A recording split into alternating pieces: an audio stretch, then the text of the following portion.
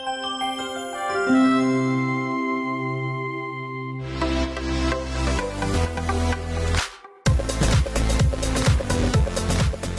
everyone, welcome to another episode of The Girls. Again, it's our 10th anniversary. You're probably so yeah, but it's our 10th anniversary and we're ready for spring with our spring colors. We didn't even plan it. We just match. Well, right? I think in the spring, you always go to your closet and you look for bright things because, I mean, come on, winter was horrible. We're coming out of COVID, yay. And things are a lot freer now. So, yeah. I look for things that fit me in the spring. And then by summer, all my clothes fit. I think my body's in hibernation till about July in Pennsylvania. Yeah, well, you're not kidding when you say that, Janine, because your body changes like every single day. And living here, I think we do go into hibernation like bears. You just store extra, to keep you warm, insulation. So, listen, I was going through some of my things the other day, and I found an interesting book. I always loved medicine and science, and my mom gave me this book many years ago. It's called The Pictorial Medical Guide. It was written in 1954. Did you see that book? Look how thick it is. Yes. And there's 42 doctors who contributed to this book. But the thing I found interesting about it is some of the pictures in there are hysterical, but there's a whole thing to put your family history in the front. But the preface is, from childhood to old age, every phase of a woman's physical development is a mystery. Yeah. And its complications. Each girl, mother, and each matron is subject to diseases and discomforts, particularly in the epoch of her life. In all of these, it is an aim of this Every Woman's Standard Medical Guide to provide the woman with sound and authoritative counsel and give her helpful information on the care and cultivation of a healthy body and the conduct of a happy life. So it goes on with everything in here, from the measles to the common cold, a fever. And look at these pictures. These are some exercises. Oh, and by the way, my mother used this book because it was so heavy. She pressed down, I think this was might have been her from her wedding. I think this is the gardenia. Several of them in here. So where do you see the pictures? Look at the exercise outfits. Could you see that? Look at the outfits. They're like in outfits. It's like they have the pantyhose on with the ballet slippers and the whole bit. So look at the full course meal. Oh, like that's around the meal. That looks like Thanksgiving in our house. Yes. That is funny. Well, that's something. And when you look at your clothes and think spring, but you also think about taking down all your Easter stuff and looking at what you're going to put up next. So I bought a little bit of this and that, changed some curtains around, went with a little lemon theme in the kitchen. And lemons. Because, I think that theme is, when life gives you lemons, make lemonade. And then we did the dining room. I have mom's, the heirloom piece is her dining room table and chairs. And I was looking for chair covers. I finally found chair covers that I like. And the chairs that I have, they're round on top. They're not square. So I was having a difficult time finding chair covers for rounded backs, which I got light gray because I figured that will blend nicely with, any kind of tabletop that I use. But I was excited about them because they finally came in and they look great. They cover the entire chair. They look almost like chairs you would see at a wedding.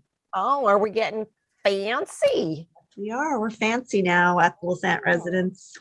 Well, fancy. I'm gonna have to come over for dinner. What are you cooking? There you go. I set the table and clean the dishes. Those are my jobs. Yeah, and maybe bring in a rotisserie chicken. Exactly, which is good. At least the kids like that stuff. But yeah, so we're excited to be heading into prom season. Alyssa will be graduating. Mason is turning 17. So we're going into the summer with transitions and all kinds of fun stuff, taking a family vacation this summer to cry together. Well, I'll be crying. They'll be happy that new beginnings for the fall in our house. As you remember. You feel like that about your children. Alyssa graduating. How about me? I have Alyssa graduating. Isabella's graduating. And I'm like, wait a minute. these kids are still little pictures on my wall over here. I do have their older ones as well, but like you have children, I have grandchildren. Janine, wait to get to this point and your grandchildren are graduating from college. I'm like, what? I know. Where does The other this day, go? Mason said, I'm not a baby, because I asked him to. He goes, stop treating me like I'm a baby. I was thinking, well, he's the youngest, so he gets kind of short. Yeah, but the problem there is he is the youngest, but you have to jump up to him to try and He's the tallest and he's the youngest. But anyway, so I know people can relate that are watching that any kind of mom, grandmoms, dads, Yeah, well, we go through many phases in our life, and today we're going to have a guest on, Alisa Gillenardo, and she's no stranger to the area. A lot of people may know her. She lives in Berks County right now. However, Alisa is a poet who finds her inspiration in reflective writing about her past and present experience in love, loss, and life. She's also a member of the Academy of American Poets. When she's not writing, you could find her in her favorite antique blue leather chair. So she lives in Berks County with her rescue dog, Chloe, and we're going to have her on the show. You can see I have all the little notes made in here in her book, but this is the book. I don't know if you can see it. My Heart on Paper. I mean, that's a very impressive title there. Reason. And yeah, we're going to go through all the chapters of her emotions. I think she's working on the chapters in here, but this is an exciting book. It's her premier book. So stay with us, call your friends, get ready. You can watch us online. You could watch us here on Channel 13, anytime, anywhere. Watch us. Stay with us. We'll be right back.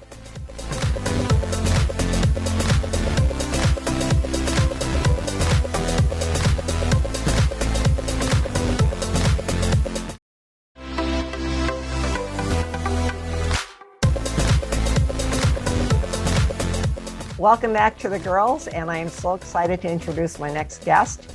She has been keeping me straight for years because the first time I met her, it was at my orthodontist. Her name is Alisa Gillenardo, and Alisa is no stranger to this area. A lot of people may remember her dad, so we're going back generations now. Yeah. Yes, and Alisa, I'm so proud of you. You published your first book. You've always fooled around a little bit with some poetry. Now you published your first book. Did. And I have it right here. I have all these notes inside, but My Heart on Paper. So what's happening? Well, right now I'm working on my second book. And I hope that when anyone asks me, what am I up to? I want my answer to always be, I'm working on my next book. I'm going to read a little bit here. Alisa Gillenardo is a poet who finds her inspiration in reflective writing about her past, present experiences in love, loss, and life. She's also a member of the Academy of American Poets. When she is not writing in her favorite antique blue leather wingback chair, you could find her thrifting or browsing. My granddaughter would love the thrifting part. Yeah.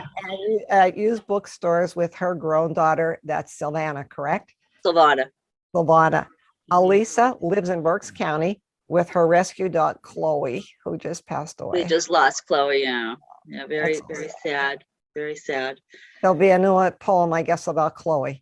Well, I did write one. It's on Instagram now. So yeah. Well, this is your debut publication.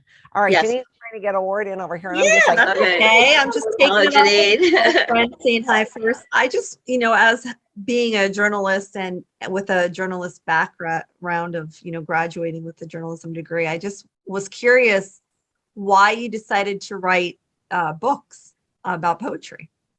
Well, I always was the kid in school that was excited when there was a writing assignment, like real geeky. But so I always liked to write. And as I got older, I think I was always writing things in my head, and I would be thinking, wow, that's not bad, and then I kind of went through a period of a real painful period.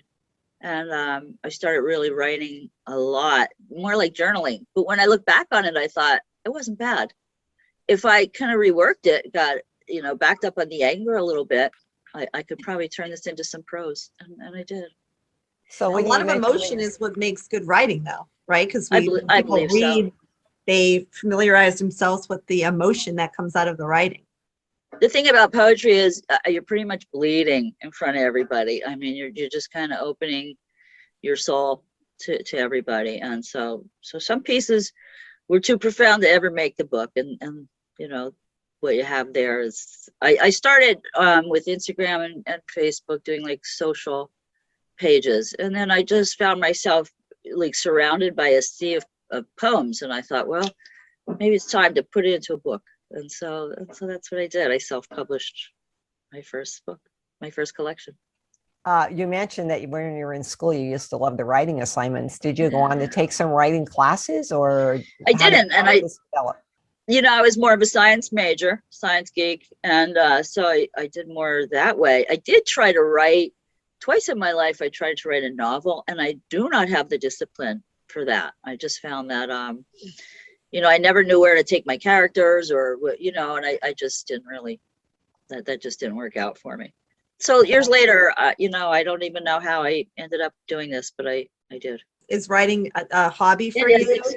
It's, it's not what I do full time. I would love to do it full time, but maybe when I retire, and I would love to work part time in a bookstore or library, again, that geeky side of me, but I would love to just write, full time. And there's days where I'm just, I'm writing, and I look at the clock and I'm like, God, I didn't do anything. I have to go to work. Like I haven't done anything, but I just really get involved with it. Well, your poetry, for those who haven't read the book yet, shame on you, but anyhow, it's free verse, which means it's not like the rhymey kind, like Jack and Jill went up the hill and whatever. That's correct. As I was looking through the book, I noticed that you have chapters in here, and you leave a blank page at the end of the chapter. Is that for us to jot some of our thoughts in there? Did you know that you did that? It's just like, I just thought, wow, this is so cute. That's just the way they format. I used a formatting company to do it because I did as much as I could on my own, and I found that I was quite impressed with how I taught myself how to write on Microsoft Word. But in the end, to put chapters and page numbers in was just driving me insane. So I ended up using a formatting company, and that's just how they formatted it. I guess so it would end at one part and begin at another. I didn't question it. I just was like, okay. And then they threw the shaded hearts in along the way. Again, didn't ask for that, but really loved it. I thought that was really a nice touch. So Did you always know the name of the book, that you wanted to name it My Heart on Paper? Or no, at last? You know what? That's the first thing that ever came into my head, and I never deviated from that. From my social media pages, I just thought, there's me writing like my whole life, my whole heart, broken or whole, whatever, on paper. And so that was the title long before I ever did anything. Like I had that in my head. The cover over here shows an old-fashioned typewriter, and I think your daughter had something to do with this book as well. Yeah, the poor child. How many times I could say, well, try it this way, try it that way. That is my typewriter. I don't use. It's just a collector piece. And she did the photographing. My sister Donna Duffy, also a published author, she did the graphics at the top. So you have a lot of talent in your family, a lot of artistic talent, and you're surrounded with a great support system. I know that your sister Tracy Kress, who we know very well, she and her family supported you through a lot of it and encouraged. Who was the person that really sort of like pushed you over the edge to say, let's write the book? This was my older sister, Donna Duffy. She wrote the book Embracing Autumn, and she reaches out to midlife women, entrepreneurial women, and she coaches them through business. And it's a fabulous book. Even if you're not, running your own business, I thought it was a terrific book. So she's the one that really said, you should really put yourself out there, get a fan base. And that's what I did. So by the time the book came out, I already had a lot of people supporting me because I'd already for a couple of years been doing it on social media. So she really has helped me through so much.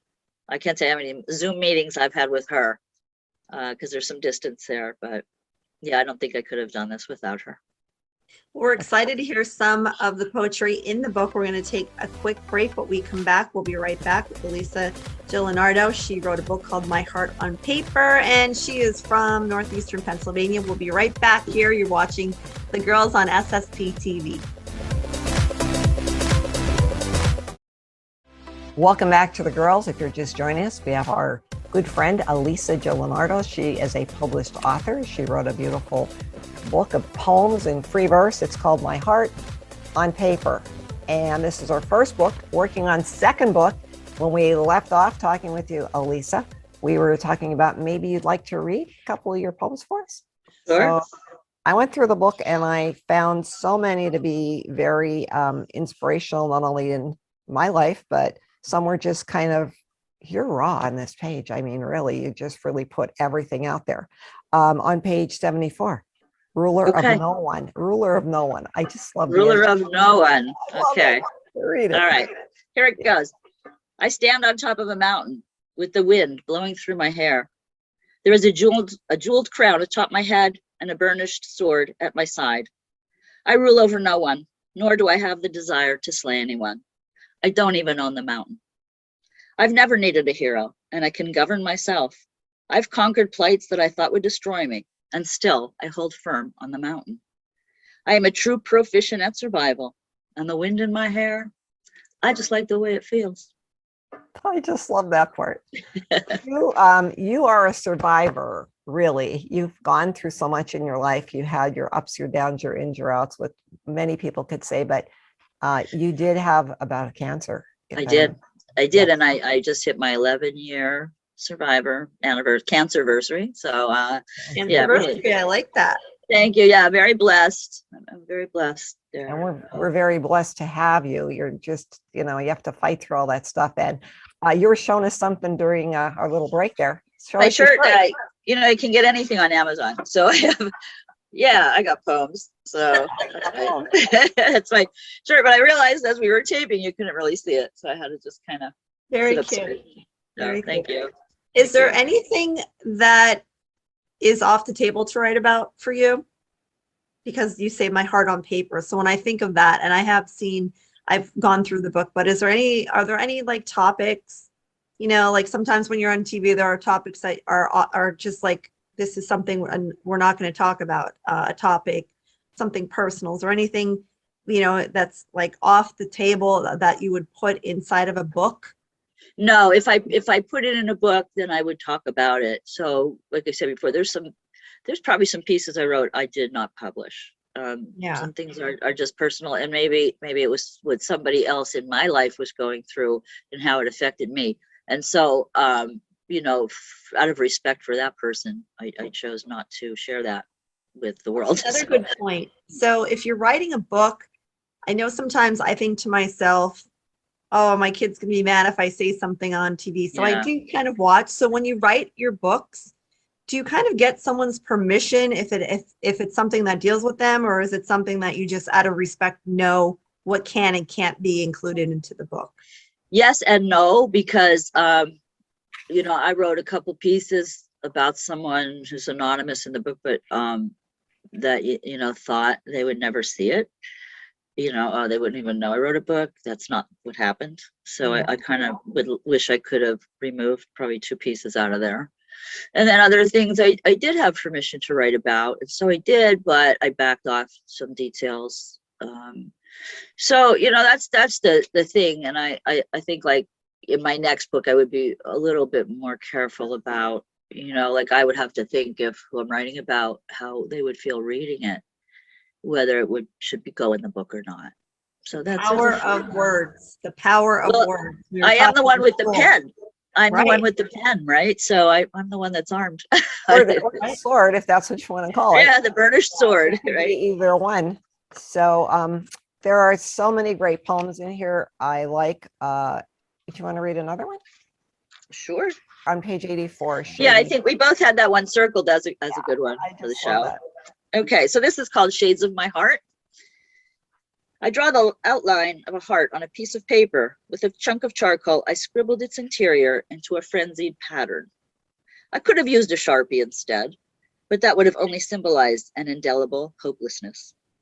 I keep happier colors on hand because there's an endless supply of paper and I can always draw more hearts. Every day I sit down at my desk to a new blank sheet and the anticipated color of my heart's desire. I've come to learn over the years and through the highs and the lows that my heart has grown an outer crust to the point of being crush-proof. But it still beats. It still feels, and it still wants. Bruised but not broken, I reach for the Sharpie after all. Interpretation of poetry is so nice because you do put your own experience into the words that you hear, maybe what you wrote it for on your experience. Someone at home might be thinking differently on the words written, which is nice. Yeah, I think I'm not a performance poet, so I'm not very dramatic, but I've learned to read slowly. I mean, I could just sit here and blah, blah, blah, blah, and no one's going to get it. And I think like taking that time to pause where it's necessary and to just really is what helps tell the story, of the piece I was writing. And you're going to be reading your poetry in public, not only Right. on our television show. You will be seen not only here, but also online on ssptv.com. The girls, we could see you everywhere. But tonight, tell us about your big debut. This is actually the second time a Firefly bookstore in Kutztown is they really do a lot for local authors. I think they're just super at that. And I went for an open mic night and read a few pieces. And as I was leaving, they asked me, they said, the end of April is National Poetry Month. We want to do have a night, it's called Women's Voices, and through women poets, local poets. And we're looking for 3 speakers. We need one more. What do you think? I didn't even ask the date. Absolutely. They offer that. You just say yes. And so this is actually my second time, but I think it's going to be a bigger crowd, and I'm very nervous, but well, I'm glad we were able to do it. you on National Poetry Month. That's awesome that you're on our show during the month, and might be a little late in the month, but at least you're on in the month. Now, we're running out of time, but you have another book that you're working on, correct? I do. It is untitled right now, but it's more about, it's less bleeding title. heart. Oh, you do? What is it? I have a great, call it The Girls. I could, because it's more Good about, one, Mom. Good one. We can call it The Girls. We can give you a lot of information, I'll tell you. it's actually more about that. Less bleeding heart, more I'm okay with where I'm at right now. Good. That's awesome. That's Kinda big. awesome. So I wish you luck with your second book, and we'll have to have you on again. I can't wait to hear the title, The Girls, come out officially, right, Mom? I'll have to send you one of these mugs to I would love a mug. There you because, go. The Girls, hello. Because I have my own YouTube channel. I can hold that up, Oh, Yes, that's very good. exactly. Very nice. Exactly. Well, whatever it ends up being, I know it's going to be great because you have some deep, heartfelt feelings when you write. And knowing you for such a long time in your family, I know that you're going to have all the support that you need. We'll support you, help get that message out there. And enjoy yourself tonight. That's all I could say. Just enjoy it. One more thing, What do My you- Heart on Paper, you can get it on Amazon. Where can people get your book? You can get it on Amazon.com in a Kindle or paperback, and it's also available at Firefly Bookstore in Kutztown, which they also have an online. Very If you good. want to support an independent bookstore, they're Yes. the ones. Right. That'd be great. Very And nice. I have my signed copy right here. Yes, you do. Alisa G with the little Yeah, heart. my little heart. All right. Well, thank you so much. We enjoyed Thank it. you. Together with I you. so appreciate the invite for helping me promote my book. Thank you so much. You're Thank you welcome. for What do you coming say? on the show. What do you say to a poet? Break a pen? Break a pencil? Yeah, everyone's telling me to break a leg tonight, so I guess it's kind of the same thing as All acting. right. Well, have fun. We'll see you Okay, next time. thanks, ladies. Thanks, everybody. Bye-bye. Bye.